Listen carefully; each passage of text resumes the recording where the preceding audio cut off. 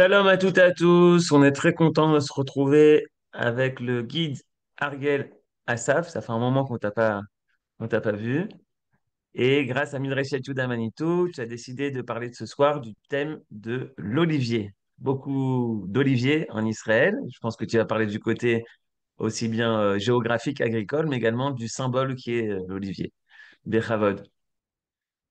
Exactement, merci Johan. Pourquoi l'olivier? Parce qu'on était à Hanouka, on a beaucoup parlé d'huile d'olive, d'olivier, de la symbolique de l'olive, etc. Et c'est cette saison maintenant, c'est la saison du Messique, c'est la saison de la récolte des oliviers. C'est l'occasion de parler un petit peu de cet arbre extraordinaire qui en fait était une des grandes brachot et encore, mais surtout par le passé, c'était la bracha d'Israël. Aujourd'hui, vous savez qu'Israël exporte du gaz, des molécules médicales, etc. C'est ce qui fait la richesse d'Israël. Dans le temps, on exportait de l'huile d'olive, mais on va essayer d'en parler, de comprendre pourquoi et c'est quoi cette huile. Et bien sûr, on va parler un petit peu de l'arbre, des procédés, des processus de fabrication de l'huile, et on parlera aussi de l'histoire de l'olivier, etc. Bien, alors je lance le diaporama. Share screen.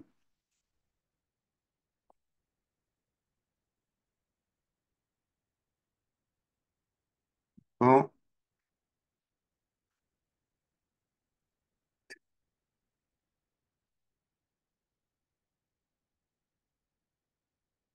et voilà. Bien. Alors, à l'origine, quand j'ai voulu faire cette conférence et que j'ai choisi la date n'est pas une date par hasard, c'est une date que j'ai choisie. Pourquoi pas la semaine dernière? Pourquoi j'ai attendu encore une semaine? Parce que le Chet Tevet, le jour dont on est venu aujourd'hui, le jour qui vient de se passer maintenant, c'est il y a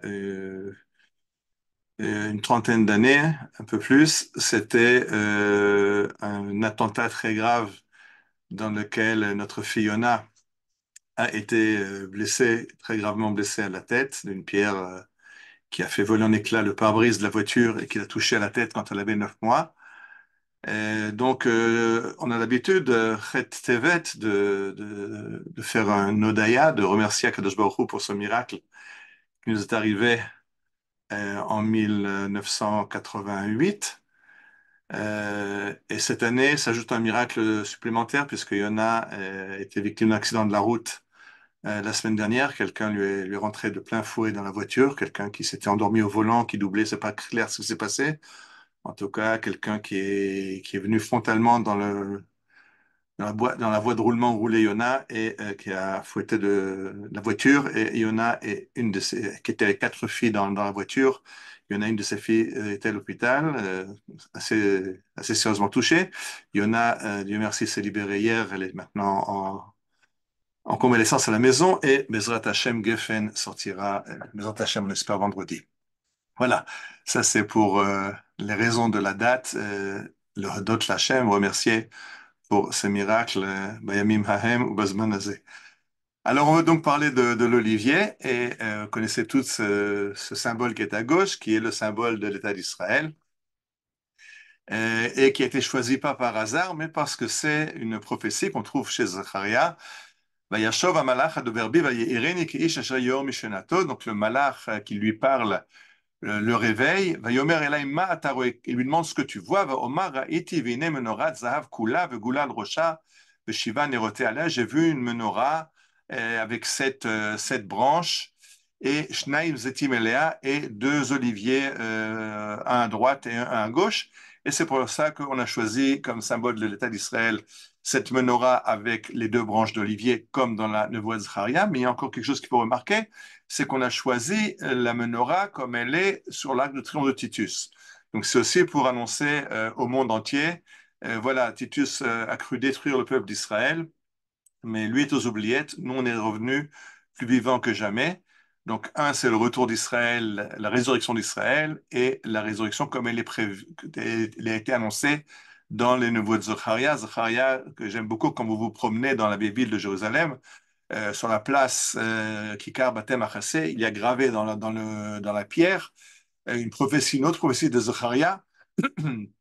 Od yeshvu zganim uzkenot birchovot Yerushalayim. Arrivera un moment où les personnes âgées seront assises sur des bancs, appuyées sur leur canne à cause du poids de leur âge, et les enfants remplissent Jérusalem de leur rire et de leur jeu. Alors, c'était une prophétie d'il y a 2500 ans, aujourd'hui c'est notre réalité. Donc, Zacharia, qui a annoncé le retour, nous a servi à trouver le symbole de l'État d'Israël, et c'est cette menorah et les deux branches de l'olive.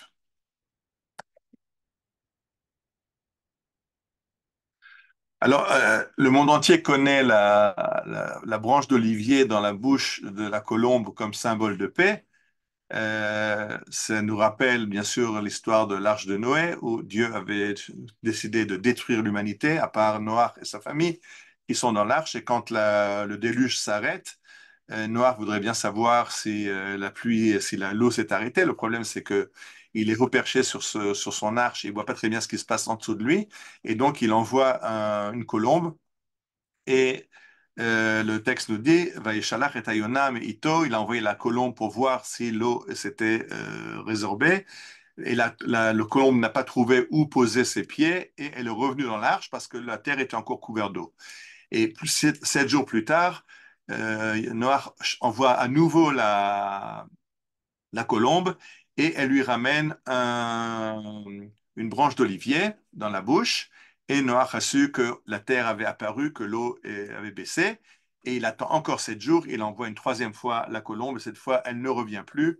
C'est la fin du déluge. Et Rachid nous fait remarquer, en amenant la Gemara, pourquoi ce symbole de la colombe qui lui ramène une branche d'olivier. Alors peut-être plus trouver autre chose qui flottait sur l'eau, sur la terre. Pourquoi justement cette branche d'olivier? Et Rachi ramène ce texte magnifique. Euh, Amra, Yehiyu mizonotayim rorin kazait beadosh lakadosh baruchu velo metukin kidvash bide basar vadam. Tant que je suis dans l'arche, je suis aux dépens de Noach. C'est Noach qui l'a nourri, apparemment avec de bons repas qu'il avait préparés, qu'il avait emmenés avec lui dans l'arche. Alors que l'olive est amère. L'olive, on ne peut pas la manger avant de la faire macérer. Mais la colombe dit à Noir, je préfère une olive amère offerte par Dieu qu'un bon repas qui m'est offert par toi, par un être humain. Et cette image que donne la colombe. Donc, ça a l'air très joli, cette colombe avec le rameau d'olivier, mais en fait, c'est une remontrance pour nous dire qu'il faut s'en remettre à Dieu et pas aux hommes.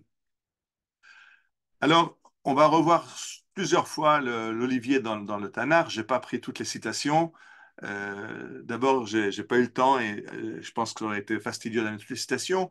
Mais peut-être une des plus connues, des plus importantes, c'est la parabole de Yotam. Yotam, le fils de Gidon, le prophète, le juge, à la mort de Gidon, euh, le peuple avait demandé à Gidon d'être roi et de nommer après de créer une dynastie. Gidon a refusé. Il avait dit Lo emloch ani bachem, Hashem imloch. C'est pas moi qui va régner sur vous ni mes enfants, mais c'est Dieu qui est votre roi. Et après sa mort, un des fils, Avimelech, a tué les 70 autres et s'est autoproclamé roi. Il y a un fils qui a survécu au massacre. Il s'appelle Yotam. Il se réfugie au-dessus de Shrem sur la montagne de Har Grizim, et là il harangue la foule. Et il leur dit une parabole. Alors, les arbres ont décidé de se donner un roi, et ils ont demandé à l'olivier, sois notre roi. ויאמר להם הזית, החדלתי את דשני אשר בי יכבדו אלוהים ואנשים, והלכתי לנוע על העצים. Moi, j'ai un rôle beaucoup plus important que de régner sur des arbres, c'est de produire l'huile qui sert à honorer Dieu et les hommes. On sert l'huile des offrandes et l'huile pour les rois et l'huile pour les hommes. Et c'est plus important que d'être roi des arbres. On va après se tourner, d'idiotam, les arbres se tournent vers le figuier. Même chose, il produit une production qui est importante et il ne veut pas la lâcher pour aller régner. Après, il se tourne vers le vignoble. Et finalement, tous ces arbres qui produisent des fruits ne sont pas intéressés à régner. et c'est le hatad, un arbre qui ne produit pas de fruits, qui se propose et qui a des piquants. Et ça, l'image de Avimelech qui n'a rien que des piquants, et de lui sort un feu qui détruit les Baalei Shrem. Alors, c'est important cette parabole est importante pour deux raisons quand je parle d'olivier. D'abord parce que sur les trois arbres qui sont mentionnés, l'olivier en fait partie, mais l'olivier n'est pas n'importe lequel, c'est le premier. C'est-à-dire que si on cherche un arbre pour régner sur les arbres, le roi des arbres, c'est l'olivier. Effectivement, l'olivier, on va comprendre tout de suite toutes les utilisations qu'il y a de l'olive. C'est le roi des arbres. C'est le lion et le roi des animaux. Alors, il n'y a pas de doute que l'olivier est le roi des arbres. Alors, c'est un très bel arbre. Donc, les artistes sont donnés un cœur joie. Alors, je vous ai donné j'ai choisi quelques images au hasard de Claude Monet, de Matisse, qui peignent les oliviers du sud de la France ou de l'Italie. Cézanne, Van Gogh, tous ces gens, quand ils peignent, tous ces artistes, ces peintres, quand ils font un paysage méditerranéen, ben, il est évident que l'arbre du paysage méditerranéen, c'est l'olivier. Il y en a d'autres, mais le plus beau dans le paysage méditerranéen, c'est l'olivier. Et c'est aussi important, non seulement il est utile, il est aussi magnifique. Et il est, comme j'ai dit, utile. Alors, vous avez là l'olivier avec ses olives au centre de l'image. On peut bien sûr manger les olives, c'est une partie importante, c'est un fruit important à manger. Mais à gauche, on a l'huile d'olive qui nous sert à la cuisson, qui nous sert à l'accompagnement des salades, etc. On a en dessous l'huile d'olive qui sert à l'allumage pour la lumière. Et je rappelle que dans les temps anciens, la plus belle huile, la meilleure huile pour allumer, c'est l'huile d'olive. Shabbat, on lit Bameh Madlikin, comment, avec quoi on doit allumer les bougies de Shabbat, avec quelle mèche, avec quelle huile. Et on a une opinion, El Madlikim, la Beshemen Zaid Bilvad, que la seule huile qui est digne d'être l'huile d'allumage du Shabbat, c'est l'huile d'olive parce qu'elle fait une très belle lumière, très claire, et il n'y a pas de fumée, pas de mauvaise odeur. Donc c'est l'éclairage de choix, c'est l'huile d'olive. À part ça, on peut en faire des savons avec les résidus de la presse de l'olive. On a encore un résidu gras qui sert à faire des savons et on a toutes sortes de médications. Dans le temps, on faisait aussi des pansements et des onctions à l'huile pour soigner. Donc l'olivier, c'est un arbre formidable. Je suis obligé de faire une restriction parce que moi, je suis profondément allergique pas à l'olive. J'aime beaucoup les huiles d'olive, les olives à manger. J'aime beaucoup l'huile d'olive. Par contre, au moment où de la floraison de l'olivier au printemps, je fais des crises d'allergie terribles. Alors, voilà, faut pas oublier aussi les piqûres pour les gens allergiques parce qu'il y a un petit danger avec l'olivier en période de floraison. Alors, on sait que dans la Torah va nous parler des 7 fruits d'Eretz Israël. Eretz Chita, ou Seora, Vegefen, ou Senav, Rimon. Eretz Shemenu-Bash. Alors, rappelons-nous, on a le blé, on a l'orge, on a le raisin, on a le figuier, on a la grenade, on a l'olivier et le palmier. Ce sont les 7 produits agricoles qui sont la bracha d'Eretz Israël, d'après la Torah. Il y a beaucoup de chansons et je vous propose d'écouter quelques notes d'Eddie Ben-Ami. J'aime beaucoup cette chanson. Il l'a appelée d'ailleurs Hymnon l'Eretz Israël, hymne au pays d'Israël. C'est bien sûr sur ce verset qui nous parle de ces fruits d'Eretz Israël.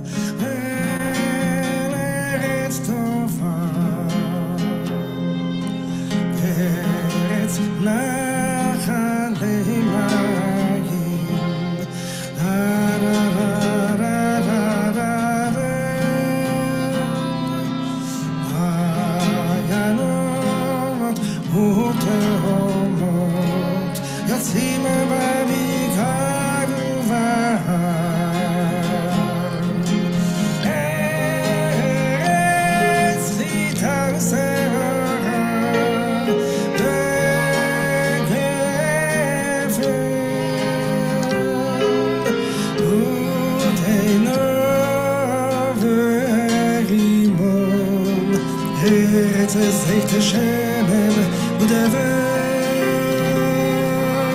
ארץ חיטה ושעורה וגפן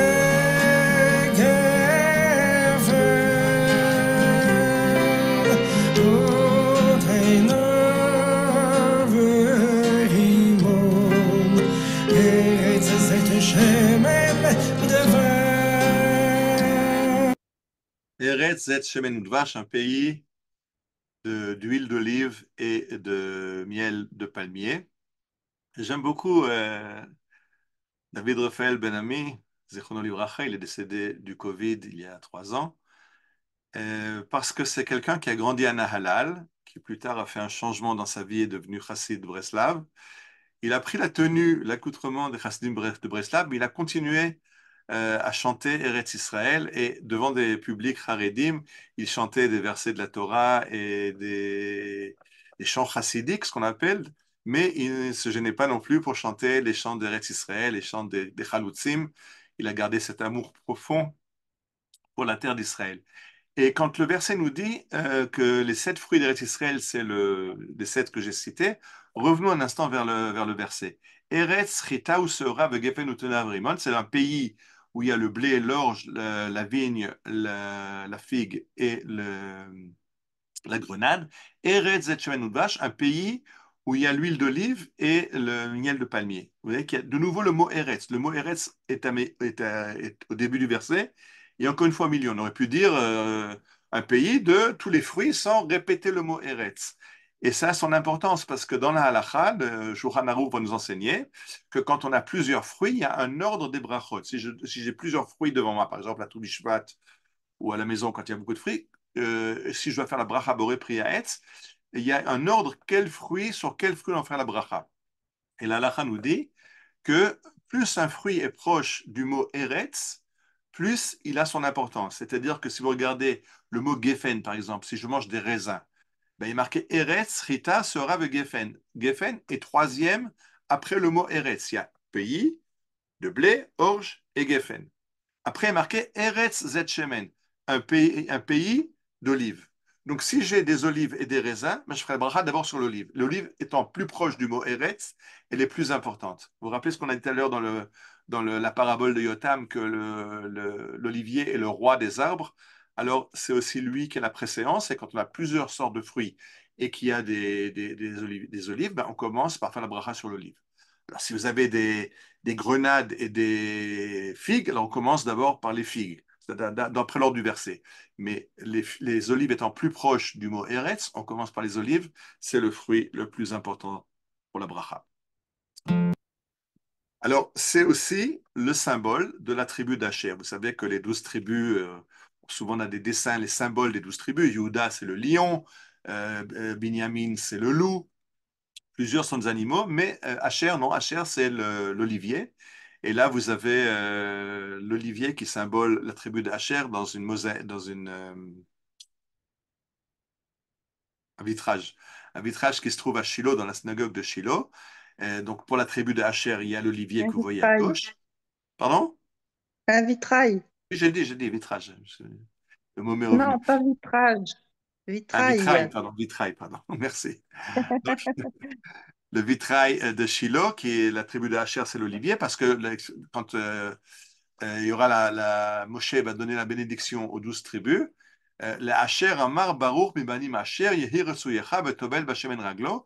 Il a dit à Asher, tu es béni parmi les enfants et tu es aimé par tes frères et tu trempes ton pied dans l'huile. Donc la tribu de Asher, qui se trouve en Galilée, était connu pour la qualité de son huile. Et Rashi nous explique pourquoi tes frères t'apprécient. Chez Amitratzel et Chabachel, parce que tu leur fournis de l'huile. Et l'huile, c'est la lumière. Sans huile, dans les temps anciens, on n'a pas commencé à éclairer la nuit, on est dans les ténèbres. Alors, en plus du fait que c'est un fruit à manger, que c'est de l'huile pour assaisonner, c'est surtout de l'huile pour la lumière. Et du fait qu'il fournissait l'huile à ses frères, il était apprécié de ses frères. Mais, pardon. Et le Rashi continue. Vetovel machemen raglo, ça veut dire quoi? Qui trempe son pied dans l'huile. שהייתה ארצו מושכת שמן כמעיין, il y a tellement d'huile que c'est comme si sa terre, elle coulait de source, il y a une source d'huile, sa terre produit des quantités incroyables d'huile. Maaseh shenistachu anshe Lutkaya leshemen. Et effectivement, Rachid nous dit qu'il y a une histoire dans le Talmud, quand les gens de l'Attaquier, maintenant on en parle un petit peu, l'Attaquier qui est en Syrie, Lutkaya de Chachamim. Vous savez quoi? On va lire cette anecdote dans le Talmud lui-même. À gauche, vous avez la carte. Vous voyez Lutkaya, l'Attaquier, qui est un petit peu vers le nord de la Syrie, sur la côte méditerranéenne, mais Tsahal est allé opérer là-bas contre la flotte syrienne. Ceux qui se rappellent, c'est déjà. Il y a tellement de nouvelles qu'on a du mal à se rappeler, mais il n'y a pas tellement longtemps, Israël a coulé la flotte syrienne dans le port de l'Attaquier. Alors je lis le texte du Talmud. Amrou, pa'amachat nitzrachu lahem anshe Ludkaya de Shemen. Les gens de l'Attaquier, de Ludkaya, avaient besoin d'huile, de grandes quantités d'huile, puisque j'expliquais que c'est la lumière. Sans huile, on ne peut pas s'éclairer. Manu lahem pul mustro sechad, amrou lo lech vavel anu shemen b'me'aribo. Ils ont nommé un général, ils l'ont envoyé acheter de l'huile pour 1 million de manées, la monnaie de l'époque, 1 million de talents. Alors il est allé à Jérusalem. À Jérusalem, on dit non, mais on n'a pas d'huile d'olive. Va à Tzor. Tyr, Tyr, aujourd'hui, on dit Tyr au Liban. Non, Tyr, c'est Nachalat Asher. Si vous lisez les frontières de Yoshua, Tyr est dans la territoire d'Asher, donc là où il y a de l'huile, donc on lui a dit, va à Tyr. Amoulo, on dit non, il y a mieux, quand il arrive à Tyr, va à Gush Chalav. Gush Chalav, c'est en Haute-Galilée. Il est allé à Gush Chalav, on lui a dit, oui, pas de problème, va chez un tel dans son champ, et lui, il pourra t'aider. Alors il trouve ce personnage en train de dépierrer, de s'occuper de ses oliviers. Et il lui dit, est-ce que tu aurais par hasard de l'huile pour 1 million de talents? C'est ce que j'ai besoin. Il dit, pas de problème, mais attends juste que je travaille, je termine mon travail et je m'occupe de toi. Alors l'envoyé syrien attend. Et quand il a fini son travail, il a pris ses outils sur le dos. Et en marchant, il voyait des pierres sur le chemin. Alors il dépierrait. Il y a des pierres sur il dépierrait au passage. Alors l'employé dit, t'es sûr que t'as de l'huile pour 1 million? Un gars qui travaille lui-même ses oliviers, qui dépierre le terrain, c'est un ouvrier agricole, c'est pas un propriétaire terrien qui peut donner une quantité aussi grande d'huile. Kim Doumé, Annie, chez Srock, Sarah Koubien, je pense qu'ils m'ont fait une blague, les Juifs. Ils se payent ma tête, c'est pas ce gars-là qui va pouvoir me donner la quantité d'huile dont j'ai besoin. Quand ils sont arrivés à la ville, alors sa servante lui a sorti une bouteille d'eau chaude et il s'est lavé les pieds, les mains, et là il lui a lui a présenté un verre en or plein d'huile et il a trempé ses doigts dans l'huile comme il est marqué et ses pieds dans l'huile comme il est marqué que Hacher trempe ses pieds dans l'huile. Alors il invite l'acheteur à manger avec lui. Une fois qu'ils ont fini de manger et de boire, il lui compte la quantité d'huile qu'il voulait pour 1 million de manées. Il lui dit peut-être tu as besoin d'un peu plus. Alors, comprenez, le gars ne pensait pas qu'il en avait assez. Maintenant, il lui dit, si tu veux plus, j'ai même plus que ça. Et alors, l'envoyé dit, je pourrais, mais je n'ai pas assez d'argent, je ne peux pas payer plus, j'ai amené seulement 1 million.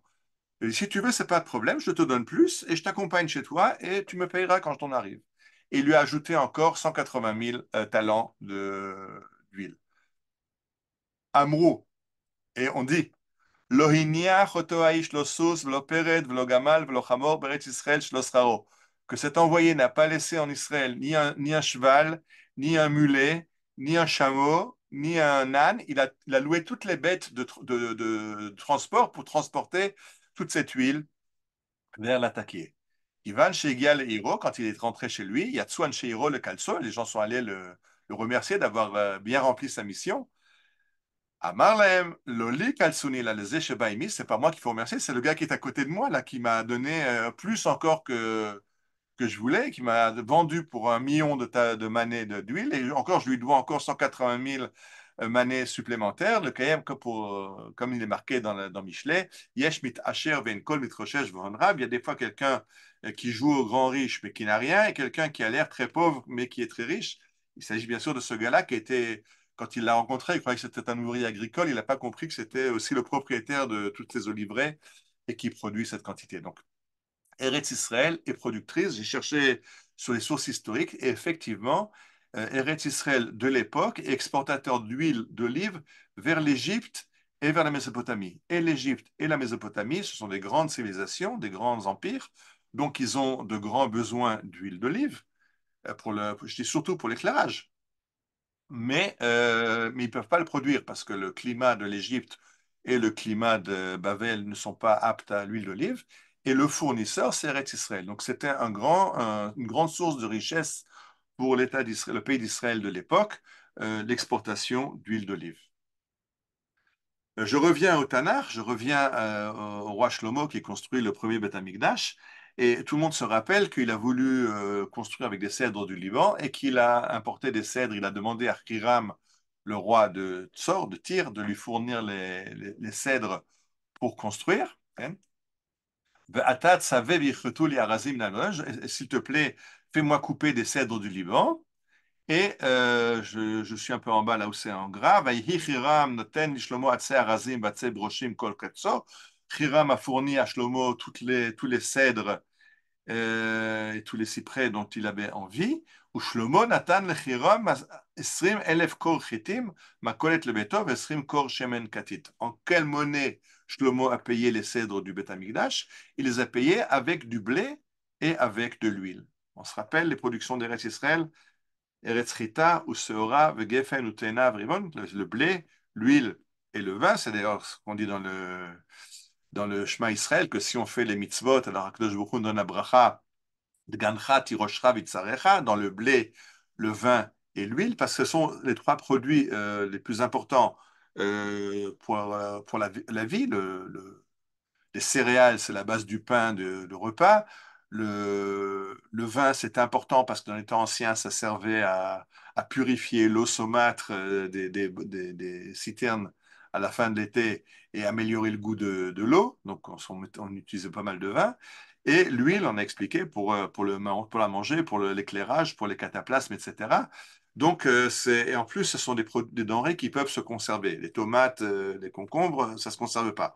Ça, ce sont trois produits qu'on peut garder et après la récolte, on peut en profiter toute l'année jusqu'à la prochaine récolte. Donc, c'est la richesse d'Eretz Israël et l'olive très particulièrement.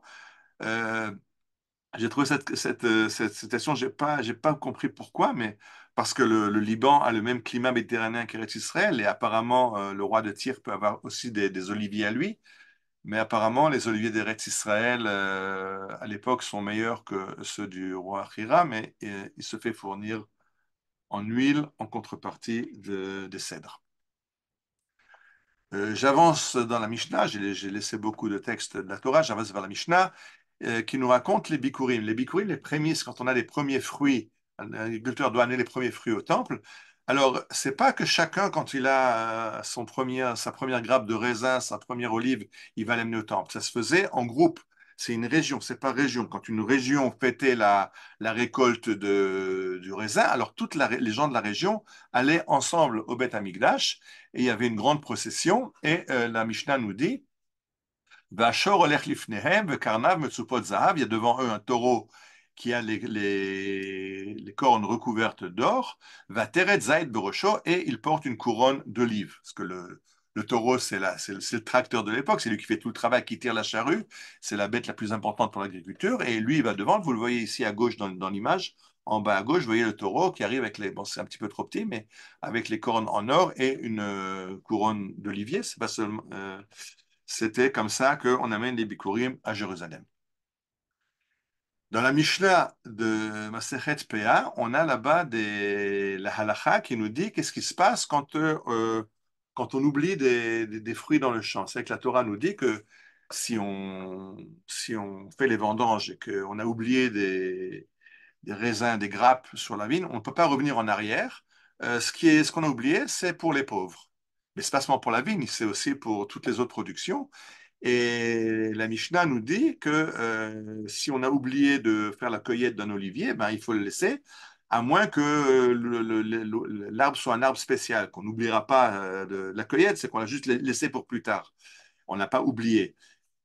Kol zayit shesh lo shem basadeh, afilou que zayit en tofa b'shato, shchacho eno shicha, un arbre spécial qu'on a oublié, ça s'appelle pas un oubli parce qu'on reviendra. Je ne rentre pas dans les détails, je ne vais pas maintenant étudier la Mishnah, mais ce qui m'intéresse, c'est ce que dit Rabbi Yossé. Rabbi Yossé Omer, en shicha le zaytim.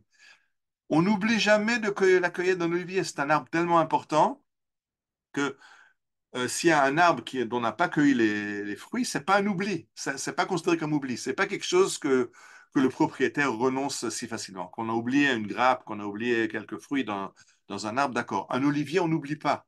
En shichal azetim, c'est l'arbre le plus important d'Israël. Regardez cet arbre magnifique dans la photo, comment il est énorme. Ça, c'est un arbre qui a déjà plusieurs centaines d'années, mais qui continue à produire des fruits. Et en shichal azetim, on n'oublie pas un olivier. Alors, ça, c'était l'importance de l'olivier dans les textes. Maintenant, il y a le Midrash et la Gemara nous font remarquer aussi que l'olivier, on a beaucoup de comparaisons entre Israël et l'olivier. Par exemple, dans le Midrash Rabbah, le Midrash Rabbah nous dit, il y a un verset qui dit Zayit Ra'anan Yefe Pri Toar Kara Adonai Shemechad, Dieu t'a appelé un bel olivier avec de beaux fruits. Pourquoi Israël est comparé aux olives? Et le Midrash nous donne plusieurs réponses. Pour avoir faire de l'huile d'olive, comment c'est le processus? On va en parler. Il faut d'abord faire tomber les olives. Ça, on fait avec des bâtons. On tape sur l'olivier pour faire tomber les olives. Après, il faut les presser. Il faut d'abord les casser. Après, il faut les presser. Il dit, c'est ça, Amisraël. Si on veut qu'Amisraël sorte toute l'olive, tout le bon qui est en lui, il a besoin un petit peu de tsarot. On comprend ce qui se passe actuellement. On peut y voir une consolation pour la guerre dans laquelle on est depuis plus d'un an maintenant, que c'est la façon dont Akadosh Baruch Hu se sert pour faire sortir tout ce qu'il y a de bon en Israël. On peut voir que avant cette guerre, on était en guerre civile, avec des manifestations incroyables et des haines incroyables. Et Baruch Hashem, l'unité se refait. Il y a encore du boulot, mais on voit des choses magnifiques, des gens du bénévolat à tout azimut, du bénévolat civil, volontariat civil, les soldats qui font des périodes de milouim absolument incroyables et qui reviennent et qui reviennent. Alors, c'est comme l'olive. L'olive, il faut un petit peu la frapper, la presser, et après, on sort l'huile. Am Israël, il ressemble à ça. Une comparaison un peu plus sympathique. Davar acher, mar ra'a Yirmiyahu limshol Israël bazaïd. Pourquoi Yirmiyahu compare-t-il Israël à l'olive? Et la kol hamashkim mitarvim ze beze vashemen eno mitarev ela omed. Tous les liquides se mélangent entre eux. L'huile ne se mélange pas. L'huile, quand on la met avec un autre liquide, au début, ça peut un peu mélanger, mais on laisse un peu se reposer et l'huile va flotter au-dessus des autres liquides. De la même façon, Israël ne se mélange pas dans les nations et garde sa place. Alors, c'est une image un peu plus sympathique pourquoi Israël est comparé à l'olivier. Euh, et de nouveau, ça, c'est ce qu'on vient déjà de dire. C'est un autre texte, une Gemara, mais qui dit la même chose que il faut. Ah, pardon. Pourquoi Israël est comparé à l'olivier? Mazait en alav noshrim lo bimot hachamalo. C'est un arbre qui ne perd jamais ses fleurs, ses feuilles. Af Israël, en lahem betela lom. De la même façon que l'olivier a toujours ses feuilles, que ce soit l'été ou l'hiver, Am Israël ne disparaît jamais, ni dans ce monde-ci, ni dans le monde d'avant. Le peuple juif est un peuple résilient. Et après, il y a la deuxième idée qu'on a déjà parlé, qu'il faut un peu presser l'olive pour en sortir le jus. Et la Psikta, donc un midrash, nous donne une autre image magnifique. Amar Rabbi Achan, Nimshelu Israël Kazait, Nimshal HaKadosh Baruch Hu Kener. Israël est comparé à l'olivier et à l'olive, et Dieu est comparé à la lampe. Ner Elohim Nishmat Adam, puisque la lame de l'homme, c'est la lampe de Dieu. Ma darko shel shemen inaten baner, pour avoir la lumière, il faut deux choses. Il faut la lampe et il faut l'huile. Si on n'a que de l'huile, on ne peut pas l'allumer, elle se répand. Si on n'a que le récipient, on n'a que la lampe, on n'a pas d'huile, on ne peut pas l'allumer non plus. Alors, nous dit Akadosh Baruch Hu, Amar Israël, ainsi dit Dieu à Israël, Banai ho'il ve'ori hu orchem hu ori, puisque votre lumière c'est ma lumière et ma lumière c'est votre lumière, Ani ve'atem neler vener le Tzion, kumi ori kiva orech, et on va ensemble donner la lumière. Moi, une très belle image de la shutafut entre Israël et Dieu. Alors, venons un petit peu quand même à des considérations plus terre à terre. Comment on récolte l'olive? On a dit qu'il faut d'abord la récolter. Alors, d'abord, il faut savoir que l'olivier, c'est un produit un an sur deux. Un an, il y a une belle récolte. Deuxième année, une récolte plus faible. Ça marche par tous les 2 ans. C'est pas toutes les années la même grande récolte. Et il faut savoir qu'il y a des années où on manque d'olives. On manque toujours d'olives en Israël par rapport à la demande, mais il y a des années où on manque plus et des années où on manque moins. L'année dernière était une année de grand manque. Et alors, on peut cueillir les olives une à une, on peut tirer sur la branche et sortir toutes les olives d'un coup. Ça, c'est quand on est sympathique. Mais on peut aussi, avec un bâton, taper. On met une bâche par terre et on tape avec un bâton et toutes les olives tombent sur la bâche et on récupère après les olives. Bien sûr, ça, c'est la façon traditionnelle. Aujourd'hui, on a des machines. On peut secouer l'arbre, on peut aspirer, il y a des machines qui font ça, aujourd'hui on se sert aussi de machines, mais il y a encore beaucoup en Israël qui font la cueillette traditionnelle parce que ça, on tape pas sur on secoue pas l'arbre, ça fait moins de dégâts que la méthode traditionnelle. Une fois qu'on a nos olives, eh ben, il faut les casser. Pourquoi il faut les casser? Parce qu'il y a aussi une partie de 15% de l'huile se trouve dans le noyau. Donc, si on veut l'huile qui est dans le fruit, mais aussi l'huile du noyau, il faut casser le noyau. Casser le noyau. C'est pour ça qu'on a cette presse. C'est pas une presse, ça, un écraseur. C'est une pierre très lourde qui roule sur les olives et les casse. Le jus n'en sort pas encore. Ça transforme les olives en une espèce de pâte d'olive. On peut montrer comment ça fonctionne. Tourner à la main ou dans le temps, on tournait avec. Il y avait un âne qui faisait ce boulot. Là, ils sont en train de rigoler parce qu'ils font ça un demi-tour. Ils tournent pendant toute la journée, ils rigoleront moins. Donc, en général, c'est un âne qui faisait ce boulot de tourner, de faire tourner la pierre. Et une fois qu'on a cette pâte d'olive, on la met dans des paniers en feuilles de palmier. Donc, on a tressé des feuilles de palmier, de palme, et on met la pâte à l'intérieur de ce panier. Il est creux, vous voyez, c'est fait exprès. Et après, on les met dans la presse. Alors, vous voyez comment fonctionne la presse. Il y a une poutre de bois qui appuie, voilà, les paniers avec la pâte d'olive sont au centre. Au-dessus, il y a une pierre qui est lourde. Le poids de la branche, la poutre appuie sur les paniers. La première huile, c'est la meilleure. Et puis après, on va ajouter sur la gauche, on ajoute des poids. Et chaque jour, on ajoute plus de poids pour sortir toute l'huile de l'olive, mais bien sûr, plus on presse et moins l'olive est de bonne qualité, l'huile est de bonne qualité, puisqu'il y aura aussi des résidus de noyau, etc. Donc à droite, vous avez le schéma et les paniers avec les olives, la poutre, les pois et l'huile coule dans un bassin qui se trouve juste en dessous. Là-bas, il y a de l'huile et du jus, parce qu'il y a aussi du jus dans l'olive. L'huile va flotter et on récupère l'huile. Ça, c'est à Bet Gouvrine. Je vous invite, je rappelle que je suis guide touristique, à vous promener. Le parc est ouvert, c'est magnifique.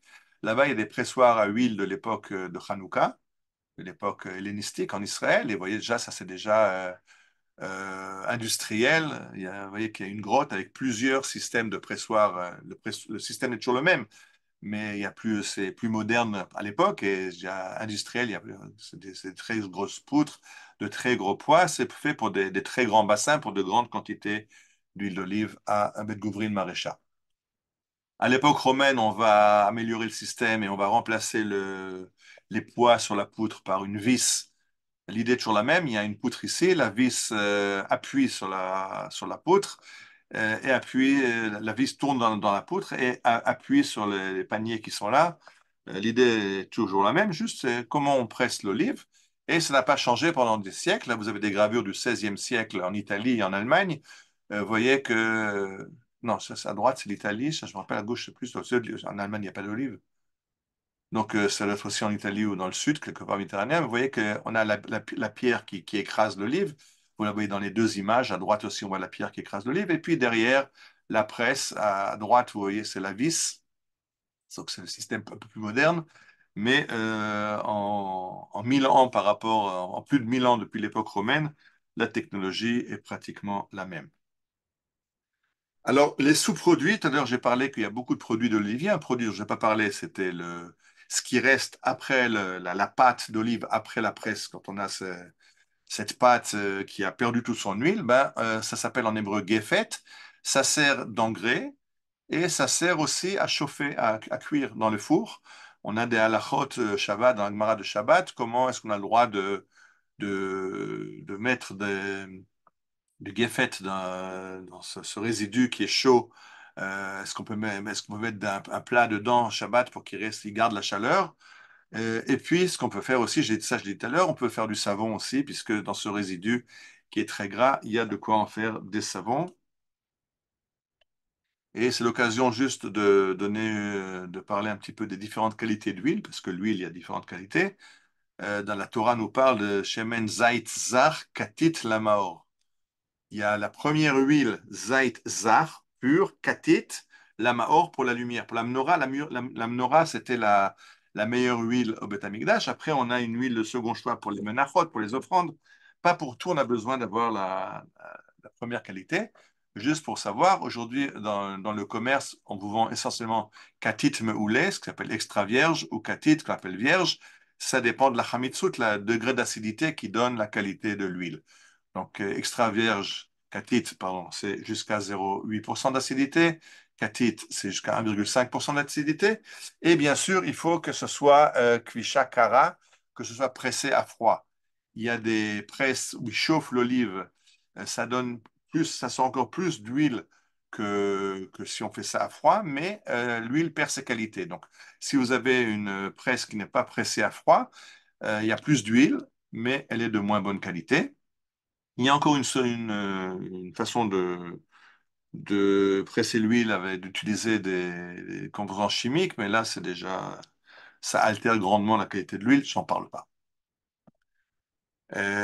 J'aime beaucoup ce Bet Bad, donc ce pressoir à huile du Golan qui se trouve à Catherine. Quand vous êtes en vacances sur le Golan, on peut maintenant y retourner, aller visiter, parce que eux, ils ont réussi à trouver des utilisations pour tout, même aussi pour l'eau.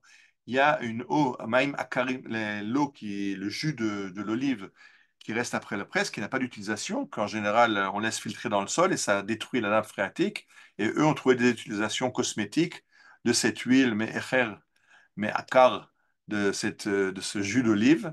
Et donc, ils ne font aucun dégât écologique en faisant de l'olive. Parce que quand on fait dans le temps, quand chacun pressait quelques olives, c'est pas un problème. Mais quand on fait les quantités qu'on fait aujourd'hui et qu'on jette dans le sol tous les liquides dont on n'a pas besoin, c'est un grand désastre écologique. Alors, comme l'huile d'olive est très chère, bien énormément de contrefaçons. Donc, ça, c'est juste au passage pour vous mettre en garde. Si vous êtes comme moi, que vous aimez l'huile d'olive, moi, j'aime beaucoup au petit déjeuner manger du pain trempé dans l'huile d'olive avec du za'atar. Et attention, les huiles d'olive, il y a énormément de faux, d'huiles qui ne sont pas d'olive étiquetées huile d'olive ou des huiles qui sont mélangées en Israël à l'époque de la presse des olives, c'est-à-dire maintenant, quand on fait l'huile d'olive, c'est la plus grande consommation annuelle d'huile de soja parce qu'on mélange des huiles pour baisser les coûts. Donc, il faut faire attention, il faut savoir acheter les bonnes marques qui vendent un bon produit et savoir qu'il sera cher. Si vous trouvez des huiles d'olive à 20 shekels au supermarché, vous précipitez pas, c'est pas de l'huile d'olive. Et maintenant, j'arrive au titre de la conférence. Quand j'ai dit que l'olive, c'est la bracha d'Eretz Israël. Et oui, parce que les archéologues sont unanimes, l'olivier est originaire d'Eretz Israël. Vous voyez la carte de la répartition, vous voyez ce qui est en vert, c'est l'olive aujourd'hui, elle est cultivée tout autour du bassin méditerranéen, donc il y a une culture en Israël et vers le nord, vers le Liban, la Syrie, la Turquie, la Grèce, l'Italie, la France, l'Espagne, le Portugal et l'Afrique du Nord. Mais si vous regardez la carte de droite, Merkaz Biout, les premières utilisations de l'olive, la, on passe de l'olive sauvage, l'olivier sauvage à l'olivier de culture. Vous voyez que c'est le premier rond, c'est Eretz Israël. De là, ça va vers la mer Égée et la Grèce. Et de là, son contenu vers l'Adriatique et vers l'Italie et vers les autres pays. Donc, on est le produit, pardon, le pays originel de l'olive, c'est Israël. On a retrouvé les oliviers de culture les plus anciens sur le Carmel. Donc ça remonte à plusieurs milliers d'années. Et ça fait la richesse d'Israël, comme je vous expliquais. Vous voyez très bien pardon, vous voyez très bien sur cette carte qu'il n'y a pas d'huile, il n'y a pas d'olive en Égypte, il n'y a pas d'olive en Irak. Et donc ces deux grands empires, l'empire égyptien et l'empire babylonien, ont besoin de grandes quantités d'huile, et c'est Israël qui fournit. Je rappelle cette Gemara que j'ai lue avec vous, où Israël a fourni aux envoyés de Lutkaya qui manquaient d'huile d'olive pour 1 180 000 manées d'huile d'olive. Donc ça fait la richesse d'Eretz Israël. Bien sûr, il n'y a pas seulement l'huile d'olive. On a déjà fait j'avais fait une conférence sur le trellet, la couleur bleue, qui vient d'un mollusque, l'Argamon kekotzim, et qui est la couleur la plus chère du monde, et le Shemen Apersemon, le parfum le plus cher du monde, qui est fait avec un arbre qui ne pousse que dans la région de En-Gedi, autour de la mer Morte. Donc, ça, c'est les deux produits de luxe euh, d'Israël, la Shemen Apersemon et le Trelet, qui sont vendus à la noblesse et aux gens riches. Mais on a au centre l'olive qui est pour chacun. Tout le monde a besoin de s'éclairer, tout le monde a besoin de faire des médicaments à base d'olivier. Donc, c'est une grande richesse d'Eretz Israël. C'est la bracha d'Eretz Israël. C'est pas pour rien que Zaïd se trouve, je vous rappelle ce que je dis au départ, à côté du mot Eretz. Et que plus un fruit est près de Eretz, plus il prime dans la bracha. Parce que Zaïd, c'est vraiment un fruit d'Eretz Israël qui a une grande valeur nutritive, qui a une grande valeur médicale. Il est bon pour la santé, il est contre le cholestérol, il fait baisser la pression sanguine, c'est la tension. C'est un fruit extraordinaire et qui est originaire de la région et qui a fait la richesse d'Eretz Israël. Alors, un petit peu d'histoire quand même, on ne peut pas ne pas parler un peu d'histoire. Donc, le sionisme, en 1905, on fait un des premiers achats de terrain et on achète 2000 dunams, donc 200 hectares de terre à côté de Hulda, c'est près de Latroun, dans la vallée, au pied des montagnes de Jérusalem. Et là-bas, en 1907, on plante la première forêt plantée par le KKL, qu'on appelle Yahar Herzl. C'est une forêt qu'on a plantée en honneur de Herzl. Herzl est décédé en 1904. Et en 1907, la première forêt, c'est en fait un verger qui est planté à sa mémoire. Et en fait, on plante là-bas, 3000, non, pardon, 12 000 oliviers. C'était mal géré, la plupart sont morts, il en reste 3000 qui ont survécu. Mais c'est important de comprendre que la première plantation du KKL, ce n'est pas les pins qu'on connaît partout dans les forêts du KKL, mais c'était des oliviers qui sont le plus bel arbre d'Eretz Israël et l'arbre le plus utile d'Eretz Israël. Après, dans les mémoires de Max Bodenheimer, il expliquera que c'est un arbre qui est trop compliqué, il faut l'arroser, il faut s'en occuper. Vaut mieux mettre des pins, planter et oublier. C'est plus économique si on veut planter des grandes surfaces dans les forêts. Mais à l'origine, on a commencé par planter des oliviers. D'ailleurs, vous avez à gauche Trouma Latsezetim, ça c'est le certificat que reçoit le donateur. Et quand on fait un don, on reçoit toujours des certificats du KKL pour pouvoir accrocher, les mettre sous verre et les accrocher chez soi. C'est toujours très beau, c'est toujours les artistes de Bezalel qui ont fait les dessins et qui ont préparé les diplômes. Et là, vous voyez ce diplôme qui a été imprimé à Köln en Allemagne le 14 Nissan 1913 et qui a été offert un Nadav Atzezait Echad Beyar Herzl, un olivier dans la forêt Herzl, au nom de Lilian Blum, un grand activiste sioniste. Voilà, donc le mouvement sioniste plante des oliviers à partir de 1908. Il y a 3 ans, le KKL a lancé un appel pour définir l'arbre national. Quelqu'un sait qui est l'oiseau national? L'osancea, je vous le donne, c'est le dourifat, je ne sais pas comment il s'appelle en français. Mais l'arbre national qui a été plébiscité par le public, c'est le zaït. Donc, sont arrivés en finale le palmier, le chêne, le cyprès, l'eucalyptus, le figuier, le térébinthe et l'olivier. Mais c'est l'olivier qui a gagné et c'est choisi comme symbole, comme arbre national d'Israël. Alors, on a aussi des statues. Là, vous avez une statue de Ran Morin, ceux qui connaissent à Ramat Rachel. J'ai fait une balade. Certains d'entre vous ont été avec moi à Ramat Rachel, où Ran Morin a fait 3 oliviers sur des colonnes. Et autour, il y a un jardin avec des centaines d'oliviers en rayon. Au centre, il y a les 3 colonnes. Et puis tout autour, il y a ces rangées d'oliviers. Et puis, vous voyez le kibbutz de Ramat Rachel qui est juste à côté. Euh, c'est un beau symbole. Ça, c'était encore avant que ce soit l'olivier comme arbre national, mais déjà Ran Morin a décidé que c'est l'arbre de la paix, c'est l'arbre du symbole, l'État d'Israël, etc. Mais il y a aussi le côté un peu plus sombre de l'olivier. C'est que la période de la récolte maintenant, le Messique, est très dangereuse parce que beaucoup d'oliviers ont été plantés à côté de villages juifs en Judée-Samarie. Et l'armée permet aux villageois arabes de venir faire des récoltes, même juste à côté des maisons juives. Et on a vu ce qui s'est passé à Gaza il n'y a pas tellement longtemps, où c'est les ouvriers agricoles qui venaient travailler dans les villages du pourtour de Gaza qui ont donné les renseignements sur les familles attaquées, qui se trouvent où, par où rentrer dans les villages. Alors, chaque année, on fait une demande à l'armée de limiter, d'interdire ce massacre quand il est trop près des villages, mais l'armée permet avec tous les risques que ça comprend. Et il y a chaque année des attaques, des Juifs qui se font attaquer par ces gentils Arabes venus juste cueillir des fruits, mais qui en profitent pour attaquer des Juifs qui ont le malheur de se promener trop près.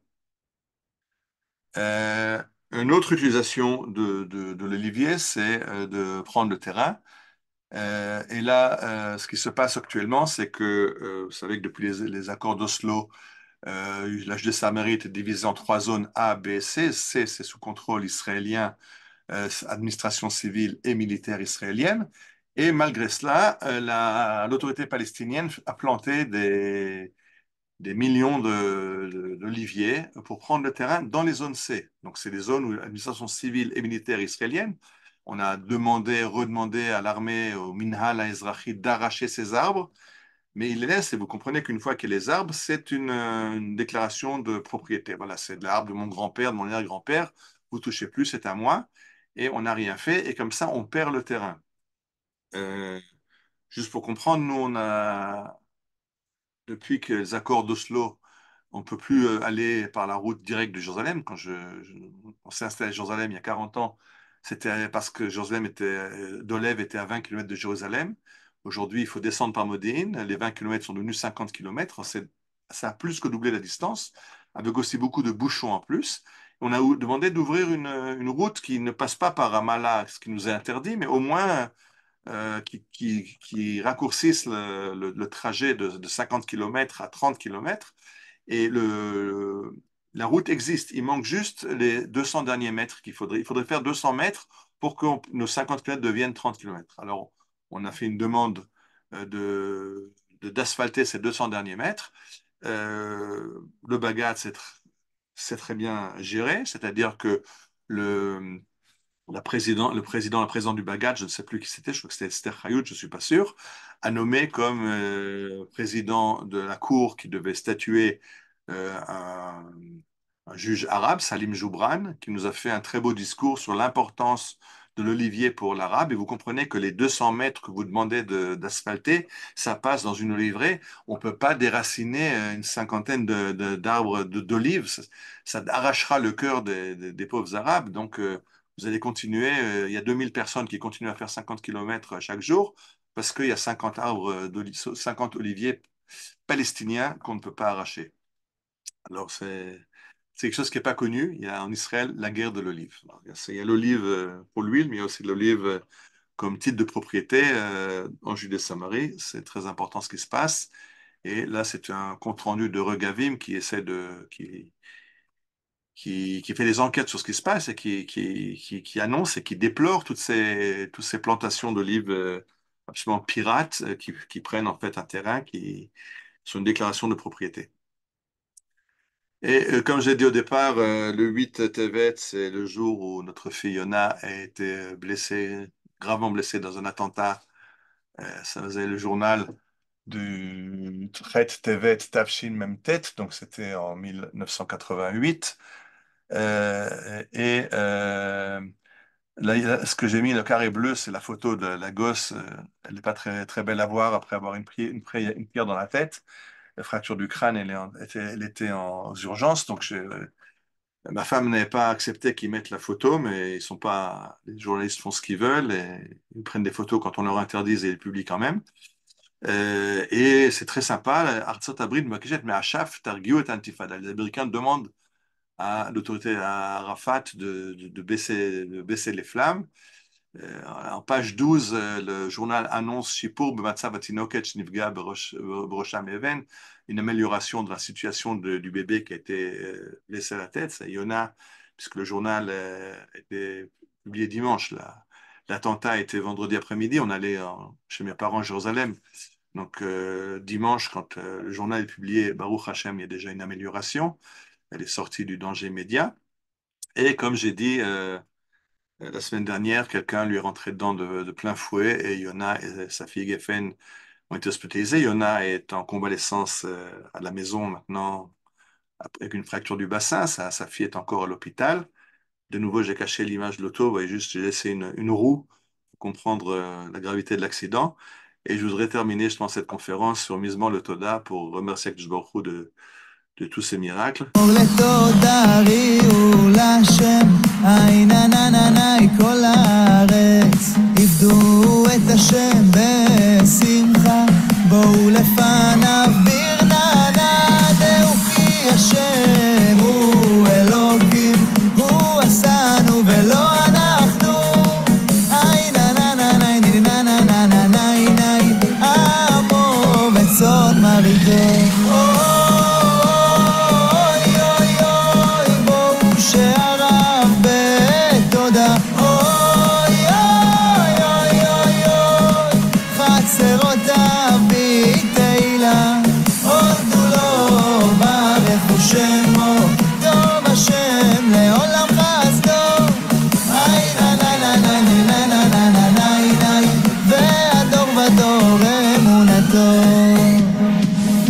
תודה רבה לך, השם יתברך, על כל הישועות, ניסים ונפלאות.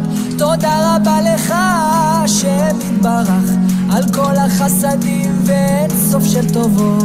תודה רבה לך, השם יתברך, על כל הישועות, ניסים ונפלאות. תודה רבה לך, השם יתברך, על כל החסדים ואין סוף של טובות. Et bien sûr, je ne veux pas terminer sur la Toda pratique parce que c'est important de remercier Ariel Assaf et Misbah Toda, il faut le dire devant un public. Alors voilà, vous êtes le public devant lequel je dis ce Misbah le Toda. Et je rappelle qu'il y a le Misbah le Toda d'Am Israël et il y a la semaine dernière nos soldats à l'assaut du Hermon, du sommet du Hermon, l'assaut sans combat et tous les miracles qu'on est en train de vivre avec les prix. Je n'ai pas oublié les prix, je n'ai pas oublié les otages, mais il faut se rappeler qu'il y a des miracles incroyables qui se passent actuellement. Toda lecha Hashem Yitbarach. Voilà, Amen. et je coupe la... Toda Rabba, merci beaucoup, Ariel. Je pense que vous pouvez ouvrir vos micros et poser vos questions.